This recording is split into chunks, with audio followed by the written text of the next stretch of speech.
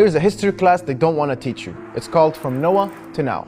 It all starts with Prophet Nuh alayhi salam, big flood, whole world reset, and only his family survives on a DIY boat. He had 4 sons, Yam, Sam, Ham, and Japheth. We're gonna focus on Sam because that's where the Samites come from. These guys settled in places like Yemen, Iraq, Syria, and the whole peninsula. And they were speaking the OG languages, Arabic, Aramaic, and Hebrew. 1,000 years later, from a place called Ur-Kasdin, modern-day Iraq, Prophet Abraham alayhi salam wasn't vibing with people worshipping statues, so he packs his bags and moves to Canaan, aka modern-day Palestine. Now here's the twist. Canaan was already popping. It had ancient cities, trade routes, and the people were also Semitic, just like Abraham. So it wasn't an empty land waiting to be claimed. Then came Ishmael alayhi salam and Isaac alayhi salam, sons of Abraham. Ishmael is moved to modern-day Mecca. Isaac's line leads to Yaqub, Jacob alayhi salam, whose nickname was Israel. He has 12 sons, and one of them is Joseph alayhi salam. He had main character energy, and his brothers were jealous, so they tried to get rid of him. But he ends up in Egypt, grows up, and becomes the minister of finance. He brings his family over, and around 200 years later, they get enslaved. Fast forward centuries after that, Musa alayhi salam comes through and frees them. But because they're disobedient, they wandered the desert for 40 years. Eventually, under Joshua, they entered Palestine. But again, this land wasn't empty. They fought for it, lost it, regained it over and over. Then comes Dawood alayhi salam, who is the first king that's a prophet.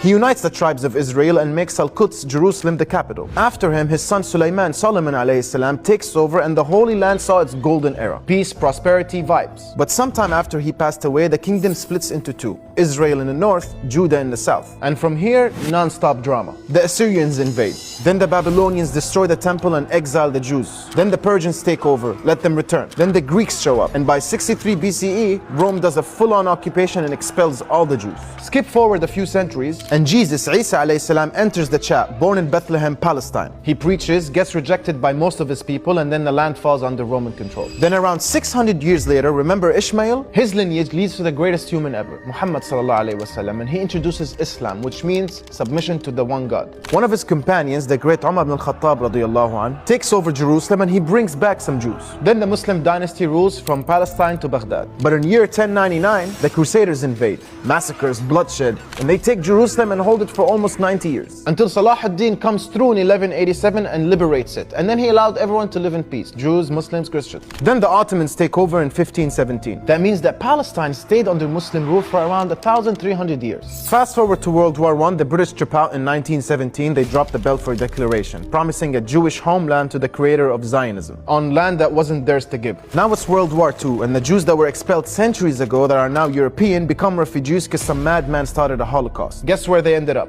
In Palestine. And how do they repay the people who took them in?